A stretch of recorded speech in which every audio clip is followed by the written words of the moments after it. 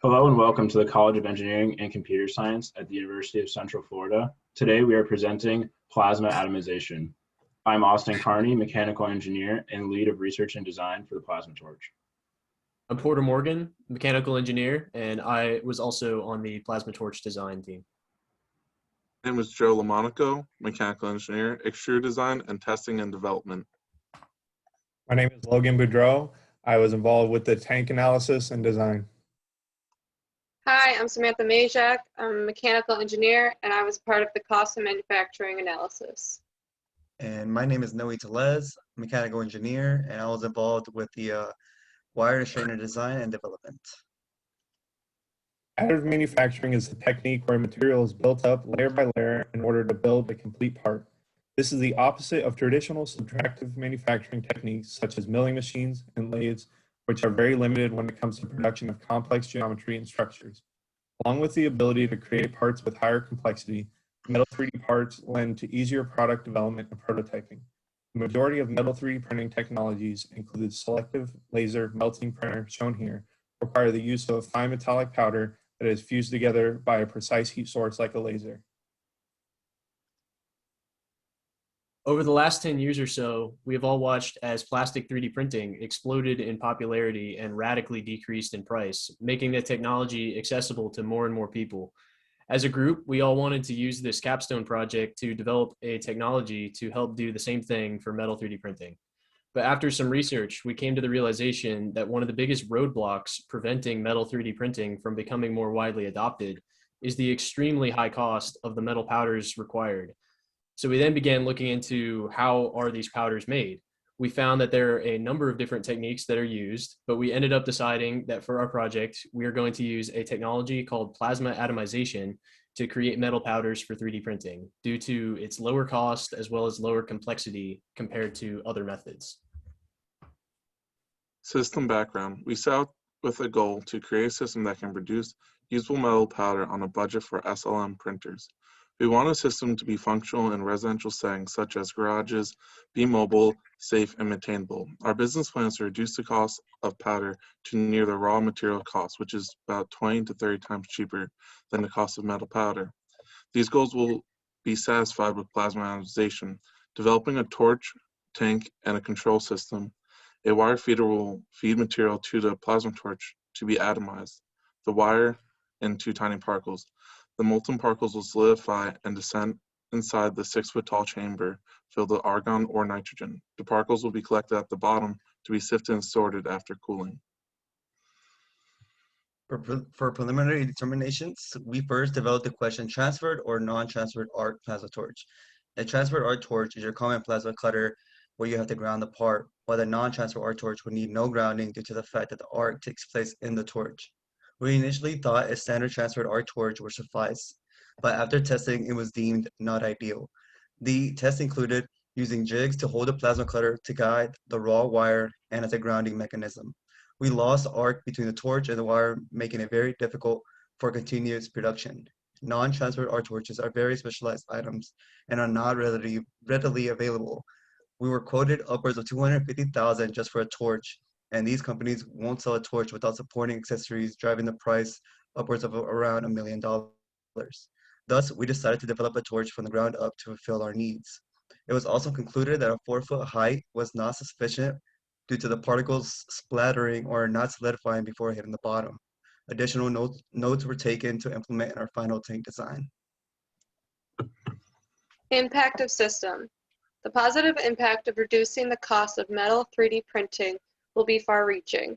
The current state of the industry can be compared to attempting to purchase plastic filament for an FDM printer 10 years ago. It was sold at a premium specific to the company's printer. Now, you have a wide variety of affordable plastic filaments that can work with any printer. We envision the same future for the metal powder. When this vision is realized, it will allow small businesses as well as DIYers to have access to the incredible advantages of metal 3D printing that are currently only available to large companies in specialized fields. Ordinary people will finally have the ability to create complex geometries as well as use modern design methodologies such as generative design and geometry optimization for metallic parts.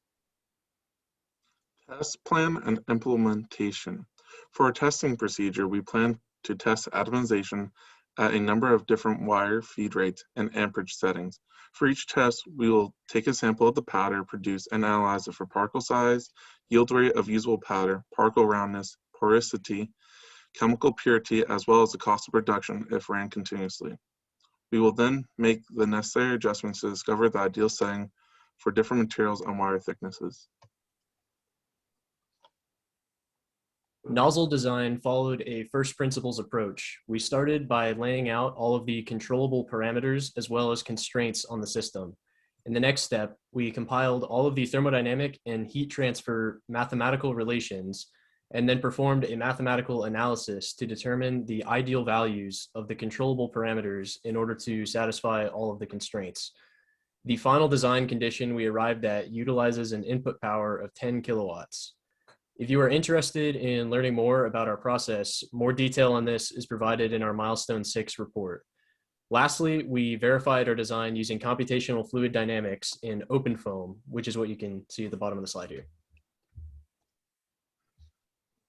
Using the nozzle geometry described in the previous slide, we developed this nozzle to be additively manufactured using Inconel 718, the highest temperature alloy available to us, allowing the use of water-cooled channels through the nozzle, helping maintain lower temperatures, increasing the runtime of the torch for continuous production. Everything was designed to be modular and easily accessible for maintenance. The nozzle casing protects the user from dangerous components, reducing the risk of shock. Each charged component is isolated via silicone gaskets to prevent premature arcing. Off-the-shelf components were also utilized, including a grounding clamp, hardware, and push-to-connects. The height of the chamber was designed to give the particles sufficient time to cool when falling to the ground. The width of the tank was determined in our prototype testing by observing the spray pattern width of the particles. Our initial design included a vacuum pump in order to create an oxygen-free environment, which led us to explore finite element analysis of our chamber. From our FEA simulations, we were able to show a round tank is much stronger as a pressure vessel. However, through cost-benefit analysis, we found that the cost of both the vacuum system and a round tank would outweigh any additional performance. Based on this cost analysis, we came to the conclusion that we could omit a vacuum environment with an initial purge air function to force the oxygen out of the tank. Additionally, we found that the square tank design would be sufficient in strength while also being easier to manufacture and cheaper to produce. Safety is an extremely important factor in any system design and was considered in every step of the process. The plasma torch and all electrical components are fully isolated and properly grounded. The tank is equipped with a check valve to relieve all excess pressure. All system controls are accessed through a touchscreen display for ease of use and simplicity. The user controls are also equipped with an emergency stop button to cut all power to the system in case of a malfunction. The viewports on the tank are shaded to prevent any risk of eye injury, and the system is designed to be easily assembled for safe transport, cleaning, and maintenance. Overall, the main goal was to design a system that reduced the cost of material for 3D metal printing. Creating a system that can be ran from a non-commercial electrical output allows for affordable material purchases. As a team, we've learned that the financial considerations drive engineering decisions. Managing our time and meeting deadlines is critical for product development, along with maintaining communication with one another and our advisor, Dr. Sohn. This was accomplished via Zoom meetings as well as using cloud-based drives to organize our documentation and design work to maximize collaboration. Thank you for your time.